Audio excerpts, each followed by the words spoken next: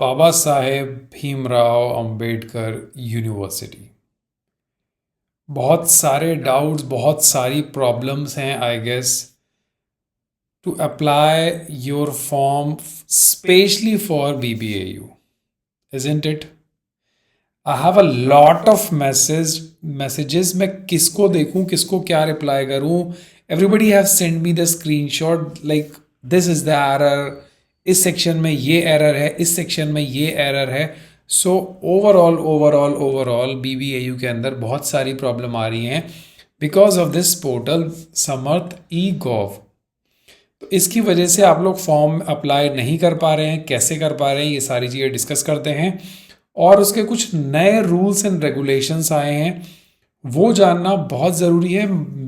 It may be possible that your application is invalid because of some new revised guidelines of BBAU PhD ordinance.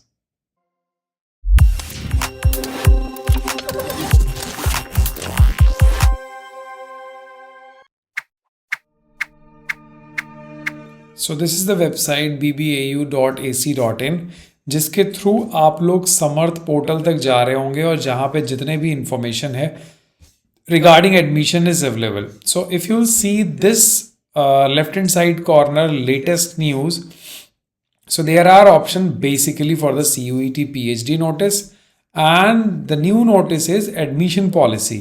So the university has upgraded their admission PhD policy. So it is very important to see these policies because it might be possible that you are invalid or you are not supposed to apply this form because of these policies. सो सी 2 जनवरी का ये notice है, जो even 2 जनवरी को ये पास हुआ है, ये recently update हुआ है। सो अगर इसके अंदर हम एडमिशन पॉलिसी देखें 2023 एंड 24 की, सो इन्होंने लाइक जो पॉलिसी बनाई है will be made through university Samarth portal based on CUE2 exam only, correct? So this admission policy is basically will be made through university portal based on CUET PhD exam only. So सिर्फ और सिर्फ CUET examination के लिए ही mainly rule हैं, बाकी rules भी हैं, but this is made और आई कैन से अपग्रेडेड और updated just for the CUET examination. चलो इसका हम जनरल इंफॉर्मेशन देखते हैं, जिसके थ्रू हमको ये समझ में आएगा कि what are the things which we have to do, which we don't have to do. So जितने भी CUET के थ्रू आ रहे हैं उनको यूनिवर्सिटी के समर्थ पोर्टल के थ्रू ही फॉर्म अप्लाई करना है। और आई गेस आप ये काम सारे लोग कर रहे हैं, but the problem is that कि वहाँ पर जब रजिस्ट्रेशन कर रहे हैं सो प्रॉब्लम आ रही है। दैट इज़ जेन्यून प्रॉब्लम, और मुझे लगता है अभी पॉइंट्स देखने के बाद ये डाउट्स भी क्लियर हो जाएंगे। Now the applicant candidature is subject to the fulfilment of the minimum. आपका जो मिनिमम क्राइटेरिया था एडमिशन के टाइम पे वही रहेगा, पोर्टल कोई भी हो। सो प्लीज़ बी केयरफुल, वो चेंज नहीं होने वाला है। अब देखिए, मैं बेसिक पॉइंट की बात नहीं करता हूँ, जो ज़रूरी है उनकी बात करते हैं। The merit list for the unreserve category seat will comprise of all the candidate in order of the merit including candidate in the reserve category. एक कॉमन मेरिट लिस्ट निकलेगी और उसके बाद ही जो रिजर्व्ड अनरिजर्व्ड कैटेगरी है वो decide होगी, और जो DRC है वो वेरीफाई करेगी सर्टिफिकेट्स और डॉक्यूमेंट्स को जो आप लोग सबमिट कर रहे हैं। सो प्लीज़ बी केयरफुल, आपके जो कैटेगरी के सर्टिफिकेट्स हैं वो अपडेटेड होने चाहिए, बिकॉज कैटेगरी के सर्टिफिकेट्स अगर अपडेटेड नहीं होंगे so they won't consider your categories, और हो सकता है आपके एप्लीकेशन को रिजेक्ट कर दें। फिर उसके बाद सबसे इंपॉर्टेंट है, जो मेरिट बनेगी वो बनेगी on the basis of the total marks which you have obtain in CUET। सो अब जो सबसे बड़ा डाउट है, अभी मैं नीचे आता हूँ वो पॉइंट पे, शायद आपको ये चीज़ें क्लियर हो जाए। आप जब अप्लाई करोगे on the basis of your CUET marks, उसके बेसिस पे मेरिट बनेगी, और 1:5 अगर एक सीट है तो 5 स्टूडेंट्स को they will call for the final interview, और I can say a category wise seats, ठीक है। फिर अब जो है इंटरव्यू के अंदर the criteria for 30% mark for the performance interview shall be as follows. देखिए, जो 30% मार्क्स का इंटरव्यू है उसका क्या क्राइटेरिया है, उसमें 70% वेटेज मिल रहा है आपके CUET NTA स्कोर को, तो जो नेशनल लेवल का टेस्ट आप अप्लाई कर रहे हो, जो जिसका डिटेल भरोगे, उसका 70% और इंटरव्यू का 30%, इन दोनों को मिला दिया जाएगा। एंड द इंटरव्यू कंपोनेंट जो 30 मार्क्स का है वो रहेगा क्या, वो कैसे कैसे है। जो 30 मार्क्स इंटरव्यू के हैं वो है वेटेज किसको दी जा रही है, यूजी पीजी और बैचलर्स की डिग्री अगर 4 साल की है तो वहाँ का परसेंटेज, यहाँ का परसेंटेज, जो यूजी का परसेंटेज है into 2 divide by 100 into 3 divide by 100, और अगर आपका बैचलर्स 4 साल का है तो इंटू 5 डिवाइड बाय 100। सो इस तरीके से टोटल 5 मार्क्स मिलने वाले हैं आपको इसके अंदर। और अगर आपके पास फेलोशिप है तो 10 मार्क्स मिलेंगे। फॉर एग्जांपल जेआरएफ है, कोई भी अदर लेवल फेलोशिप है, एमफिल और नेट है, सिर्फ एमफिल है, नेट या एक ही चीज़ है तो 5 मार्क्स। फिर नेक्स्ट 5 मार्क्स जो हैं वो हैं प्रपोजल के, तो 5, 10, 15 एंड दिस वन इज 20। सो कितने हुए 20, बचे कितने 10 मार्क्स। 10 मार्क्स जो हैं वो आपके इंटरव्यू के हैं। सो ओवरऑल 30 मार्क्स में से आपको मैक्सिमम मार्क्स अचीव करने पड़ेंगे, then only you will get be selected.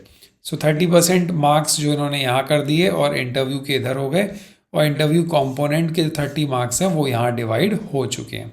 ठीक है, 10 मार्क्स बेसिकली आपके इंटरेक्शन के हैं। अब जो एडमिशन रूल है उसको थोड़ा आप ध्यान से समझ लो, बिकॉज अभी मुझे लग रहा है कि यहाँ पर कुछ चेंजेस हैं जिसकी वजह से आपके फॉर्म का एक्सेप्टेंस और रिजेक्शन हो सकता है।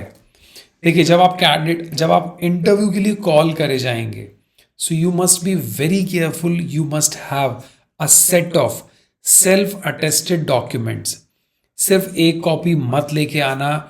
जब फाइनल इंटरव्यू होगा तो डीआरसी आपकी मार्कशीट, आपकी ग्रेड शीट, आपकी certificates, character certificate, migration certificate, caste certificate, ये सारी चीज़ें ओरिजिनल होना चाहिए। और जो फोटो सेट होगा वो अटेस्टेड होना चाहिए। वो अटेस्टेड नहीं भी होगा तो आप सामने कर सकते हो, but the thing is that you must have the copy xerox. ठीक है, अब ये मिनिमम स्टैंडर्ड्स हैं पीएचडी के, ये एक बिल्कुल ही डिफरेंट चीज़ है, इससे आपका मतलब नहीं है। 55% एग्रीगेट मार्क्स होना चाहिए यूजीसी 7 पॉइंट स्केल और 5% रिलैक्सेशन कैटेगरी। इसका अभी इंटरव्यू से कोई ज़्यादा लेना देना नहीं है, तो इसको छोड़ते हैं। अब आप आ जाओ सबसे इम्पॉर्टेंट पॉइंट जो कि मेरे को समझ में आया। देखिए, maximum 2 permanent employ the university में एडमिटेड under this condition subject to 10% employ to each cadre. ये आपका हो गया वो लोग जो लोग यहाँ एम्प्लॉय हैं। ठीक है, अब आप आ जाओ यहाँ पे एडमिशन। उन्होंने बोला जो आपने एग्जामिनेशन दिया है उसको बाद होगा इंटरव्यू, और उस इंटरव्यू में आपको क्वालिफाई करना है, then only you will be eligible. और अब आपको तैयार करना है research proposal, 6 copies final interview के टाइम पे लेके जानी है। तो जो लोगों का डाउट है कि सर इंटरव्यू होगा तभी हम सोचेंगे, ऐसा आप बिल्कुल भी गलत सोच रहे हो। कभी भी आप फॉर्म फिल करोगे, हो सकता है आपके पास मेल आ जाए कि this is the time you have to submit your research proposal within next 48 hours, और आपको मेल करना है। तो प्रपोजल आपका रेडी रहना चाहिए 2500 वर्ड्स का, because without research proposal the candidates will not be interviewed. साफ साफ लिखा हुआ है। Got it. अब ये हो गया in case of tie.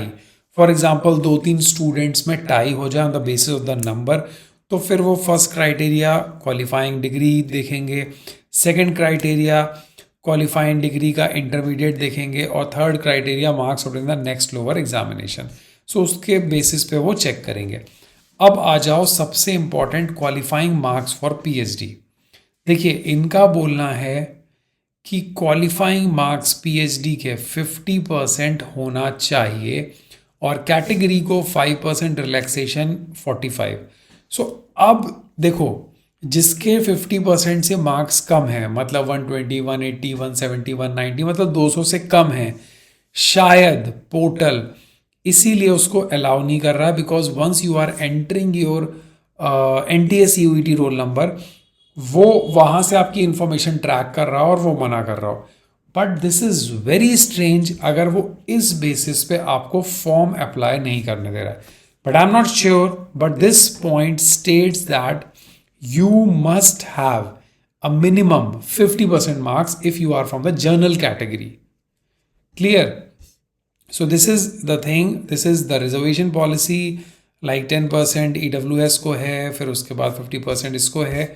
But यहाँ साफ साफ बोल रहे हैं कि 50% मार्क्स आपका होना चाहिए एग्जामिनेशन के अंदर. मिनिमम कट ऑफ कर दिया इन्होंने.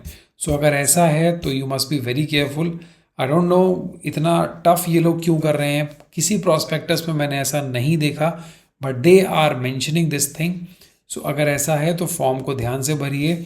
और स्टिल अभी भी BBAU में कुछ डाउट्स हैं, so please let me know. Comments drop करिए. Will discuss and finalise this issue very soon. Thank you so much for your comments, for your love and support. Comments करते रहिए. Information new मिले तो please like कर देना और channel को subscribe और बेल आइकन ज़रूर प्रेस कर देना, बिकॉज अभी बहुत ही रेगुलरली अपडेट्स आ रहे हैं और कोई भी अपडेट मिस हुआ so you will miss the information. Thank you so much. Have a nice day. Bye bye. Take care. All the very best to you.